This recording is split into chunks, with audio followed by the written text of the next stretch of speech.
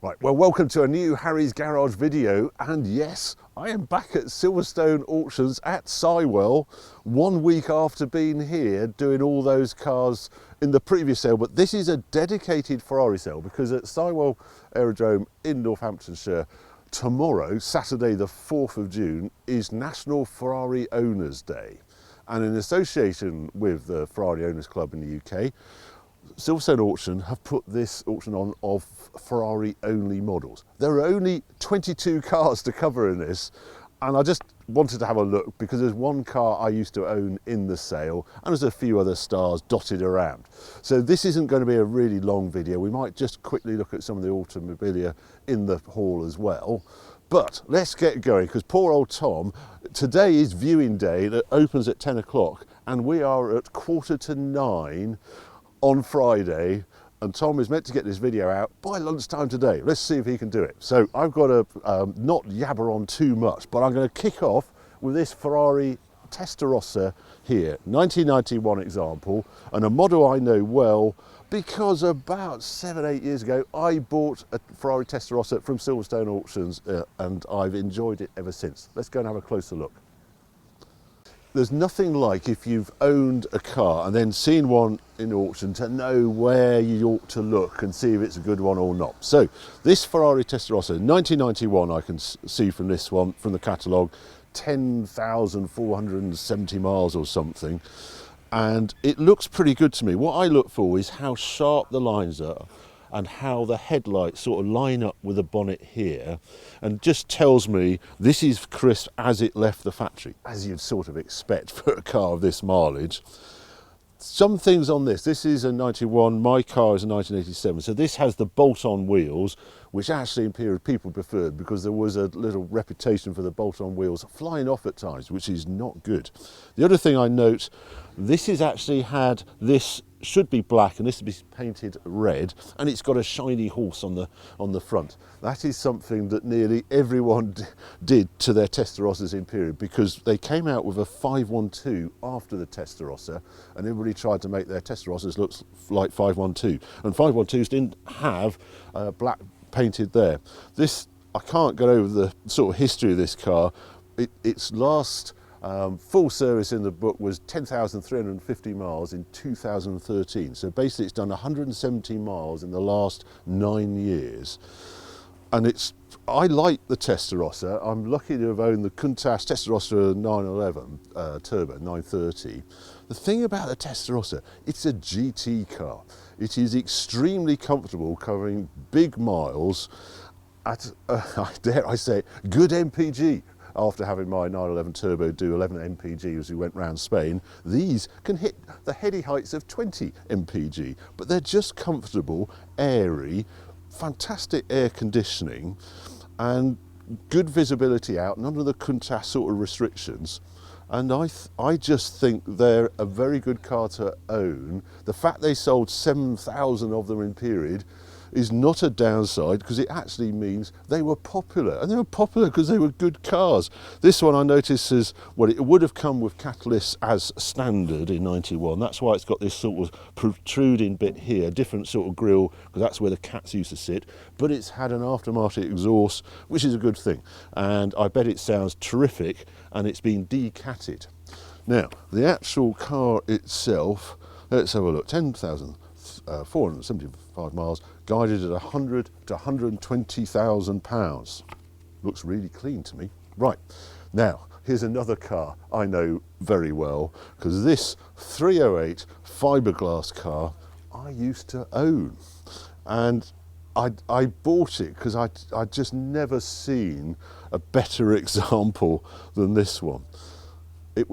I just love the past history of this. The original owner was quite an interesting guy because he had a steel company, but he also went hill climbing at weekends, and he was, you know, he raced. He had a special racer, but he also used to enter this in odd hill climbs in the standard car class, and he used it every day. It is relatively low miles. I ought to just check. I think it's about 30 or 40,000 miles, but the vast majority were done by the original owner. And then it sort of went to, he sold it to a friend who just worshipped it. And I've just never seen one in this sort of condition. What makes it really special for an early 308 fiberglass car is the wheels basically have never been restored. So it's got the original Campagnola and script on it. You just never see. And they're smaller wheels. Everybody has updated. These are 14-inch wheels, which only the super early first cars had. A blue interior, and this white is sort of unusual as well. And if you're sort of nerdy on originality, and I'm sorry, I am, what I couldn't get over, this car when I got it has the original number plates on it. So this is 1976 or 77. So these are the original plates, the supply and dealer, Colmore Depot Limited. I found in the history it even had the keyring from Colmore Depot Limited. Stuff you just don't get on these sort of cars. I loved also that the Carolina, the horse, had been so, this car's been so polished, it was now brass. So all the chrome's come off, and really special, single exhaust on it. Now, these are carburettor cars, so pre-injection of 308 fiberglass car, and you've got a bonus with a right-hand drive car because that there, sorry Tom, this is where the engines breathe. So you've got a massive sort of carb induction sound. If you just drop the window, they make a fantastic sound. You think you're in a Mark II Escort rally car or something like that.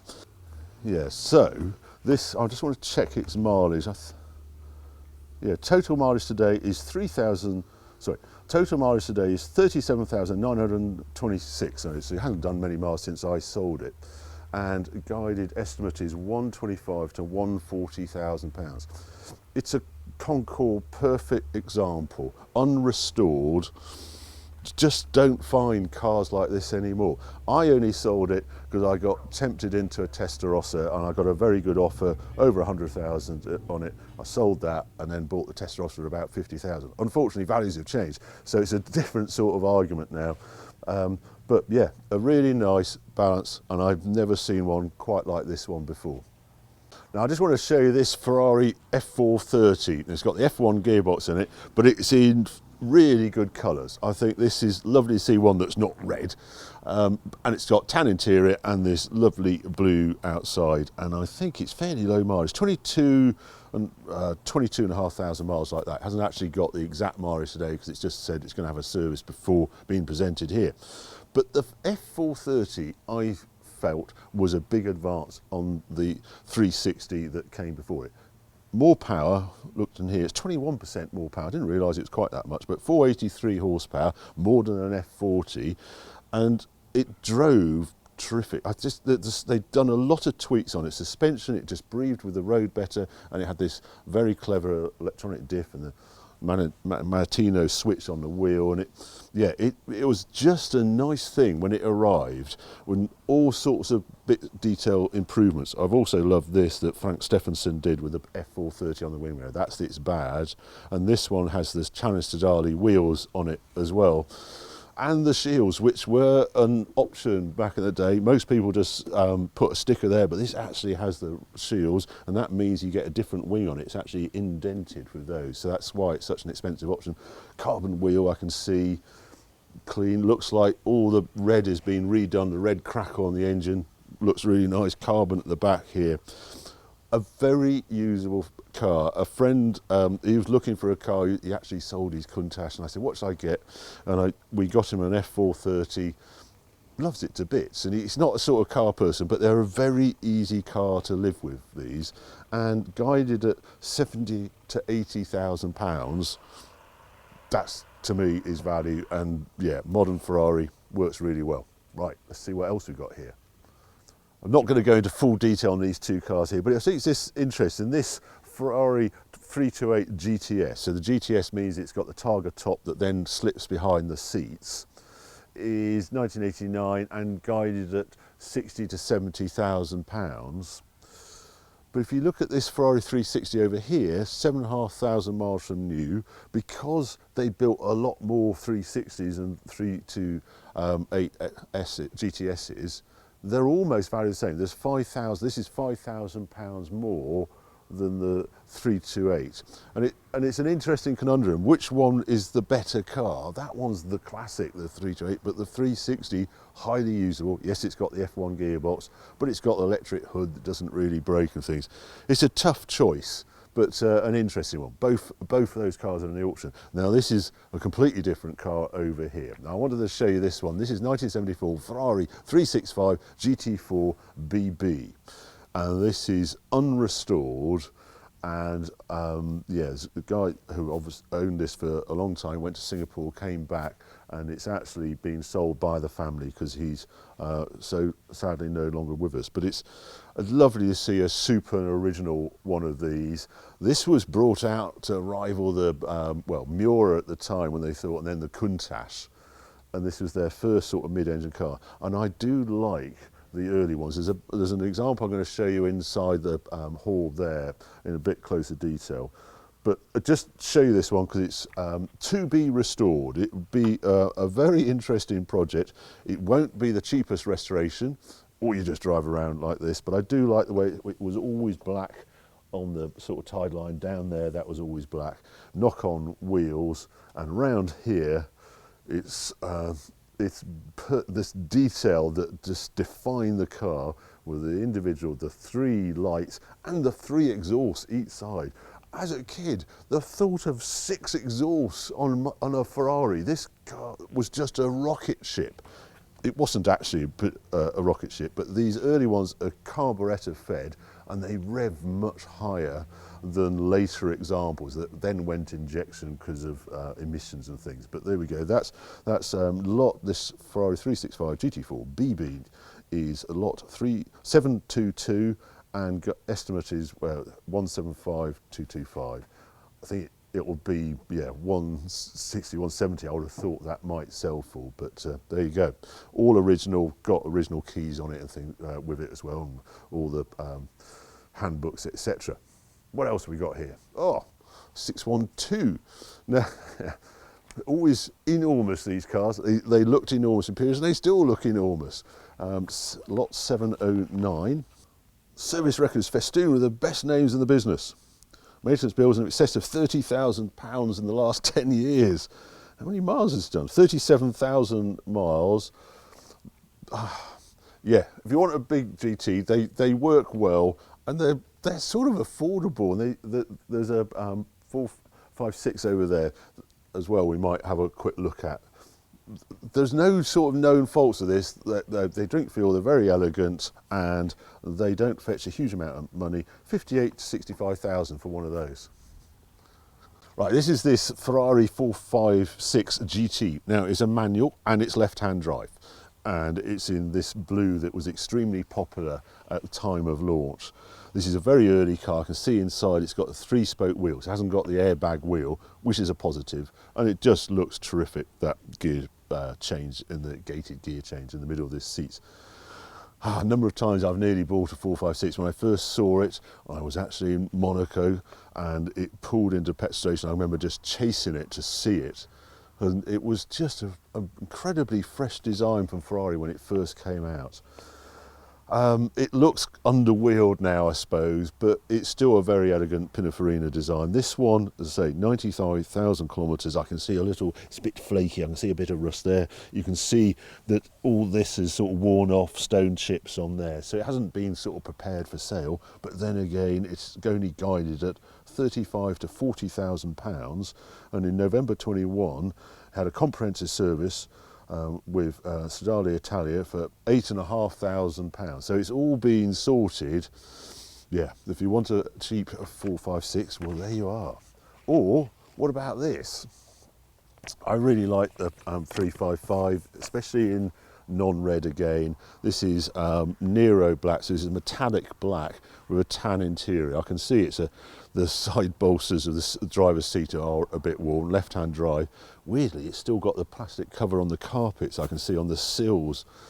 But yeah, the singing 5-valve engine on this one. I don't think this one's too much money as well. It's, how many kilometres has this one done? 46,000 kilometres, 28 1,900 miles this one has done, and guided at 60 to 65,000, but it is a manual version of the 355. Oh, I can just see now, this is a little bit of rust coming here. There's an interaction, I think there's a bit of steel and a bit of aluminium, and they do this, a lot of 355s, and unfortunately this one has done it as well. Right, what we're going to do now, pop in the hall, there's a few more star Ferraris in there. I'm going to kick off with this, Ferrari California. This is 2011, this one. Now, when this car first arrived, 2008 it was, we thought this was a real departure for Ferrari to another place. What was this usable V8 front engine car? They hadn't done one of those before. It was always front engine with V12s and things. Then along came this car.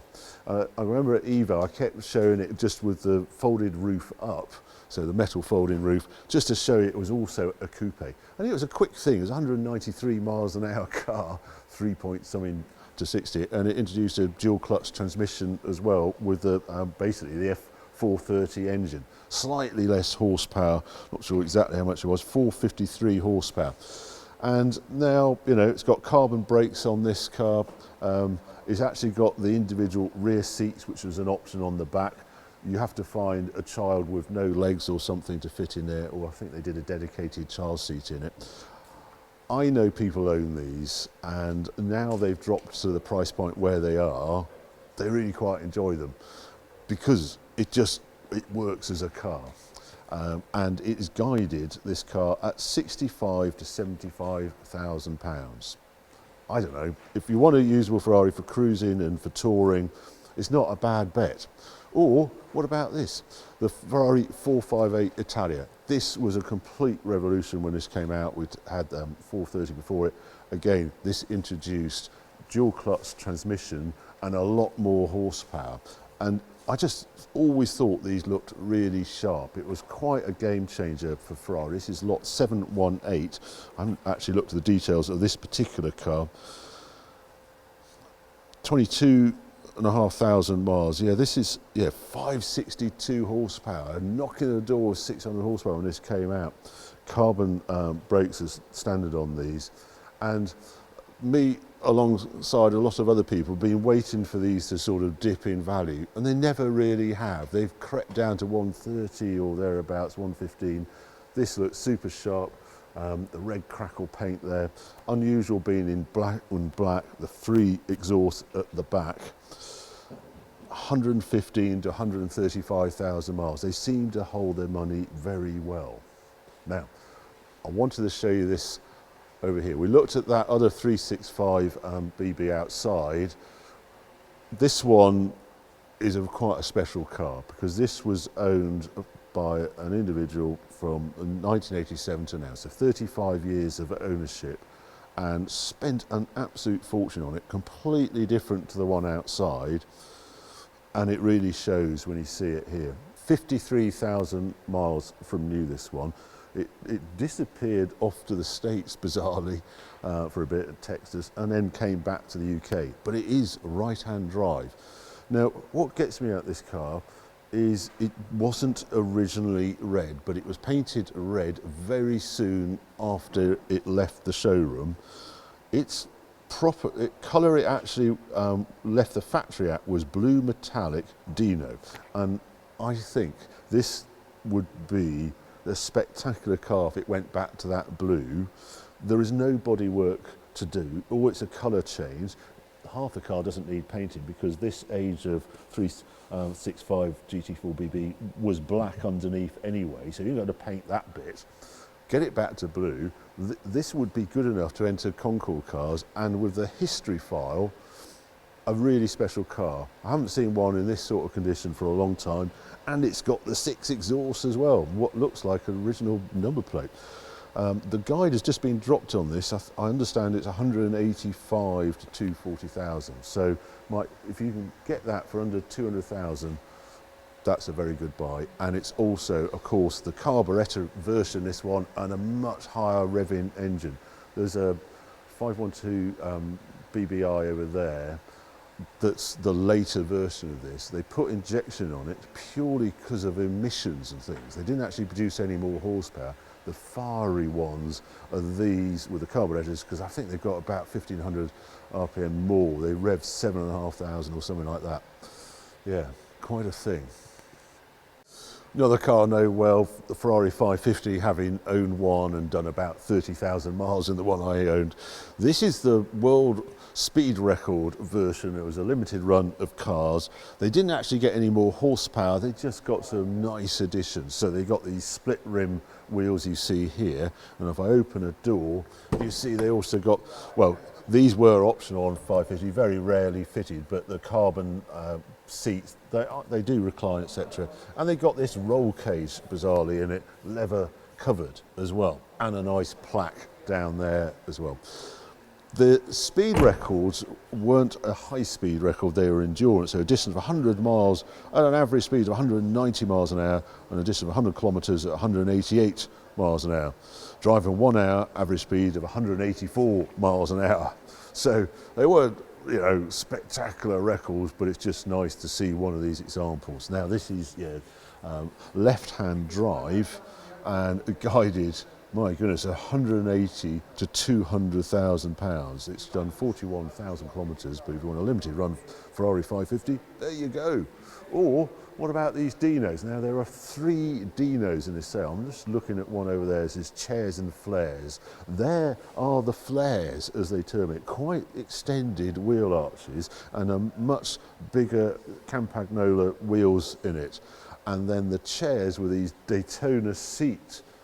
Like this you see here, this car has had a huge amount of work to bring it up to this condition and is guided accordingly. This is 1974 Ferrari GTS, full 6 GTS, because it's got the removable roof, guided at 400 to 500,000 pounds. My goodness. But they're very sought after, chairs and flares. And I noticed in Automobilia, we'll have a look at in a moment, there is a set of wide wheels for one of these models in there. It's a set of wheels if you wanted them.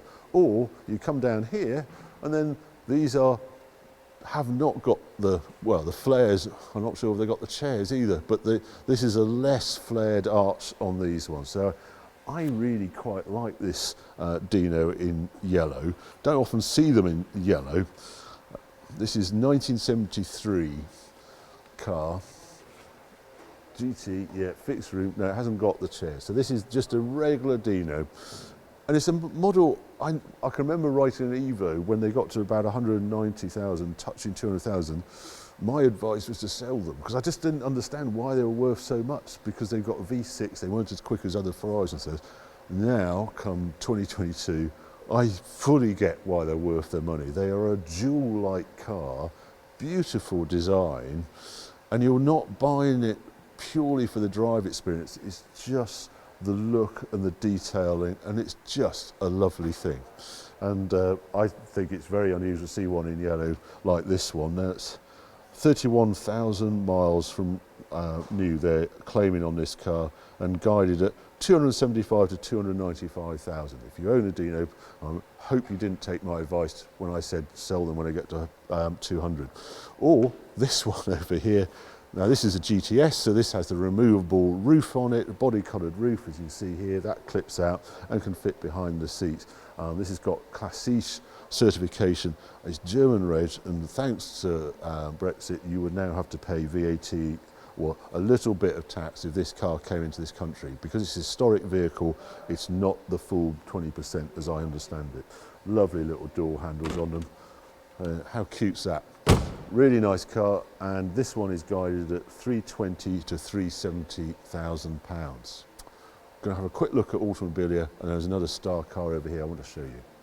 A quick walk through the Automobilia here. I do like this F40 sort of painting here, sort of looks like the technical drawings. There's models galore, there's magazines here, but this is the really interesting stuff over here.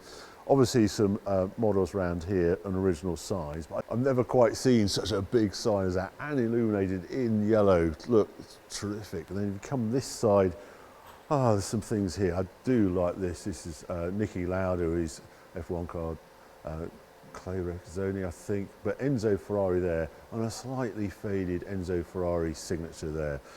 All sorts of things to look like. There's fitted luggage in there, there's book collections, etc. always have a look at the Automobilia. It kicks off, I think, at 11 o'clock. The car I really wanted to show you is this one. Look at this, Ferrari F12 TDF. When the F12 first came out, we were pretty shocked by the performance it offered, but this TDF took it to another level, and it also shed a lot of weight. Basically, it was a lot of aero going on with this car. At the back, there's sort of blades, it's easy to see at the front, but you can see this sort of vertical blade here. It's quite an aggressive front on it, because it's all part of this ultimate track version of the F12.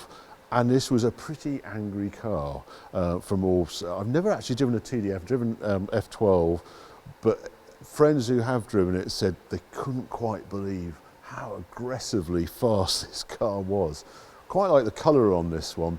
Look at this little extra bit of air on this rear window, and inside it's got these Daytona trim seats, but in a sort of Alcantara as well. Even I noticed the glove box has disappeared in the aid of lightness and sort of carbon door cards as well. And this throwback of the 250 GTO with these gills here venting out of the rear wing, racer filler there as well. This car is quite a special one because this is a special colour, and it was done with the Atelier, this personalisation. And the first owner, it went to Kuwait. And because of that connection, weirdly, in this crazy market we're in, it doesn't help its value. But it only was there a year and then came to the UK, I think in 2018. And this car is guided at £550,000 to £650,000. I had a look before coming here. There is not one sold available in Europe for under €1 million. Just look at the mileage of this car. Yeah, 1275 kilometres, which is 795 miles. So nothing, it's a new car, guided at that price. So I think there'll be quite a lot of interest in that one. So there you go, look round the sale. There's so much here of this Automobilia. I love this early print here. This is a signed polo shirt by Eddie Irvine and Michael Schumacher. It's a real rush video. What time is it now? Yeah, 5 to 10. So the public are going to start viewing these cars in 5 minutes. So Tom has to get this edited out, and hopefully this goes out at lunchtime.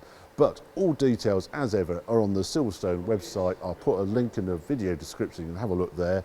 Sale starts tomorrow 11 o'clock with all the Automobilia, and then the cars at 2 p.m. And there's going to be loads of Ferraris here as well. So it's a proper day out. I think it's the biggest event that the Ferrari Owners Club do in the UK. Tomorrow is the day, Saturday, 4th of June. You can watch the auction online. It's on YouTube, both Automobilia and the cars, at 2 o'clock start. But if you want to bid, you have to register. You do that through the website, and you can then do a telephone bids or leave bids or whatever. Hope you like this video anyway. Quick rush round these Ferraris coming up for sale tomorrow. If you have, well, keep watching, keep subscribing. More videos coming along very soon.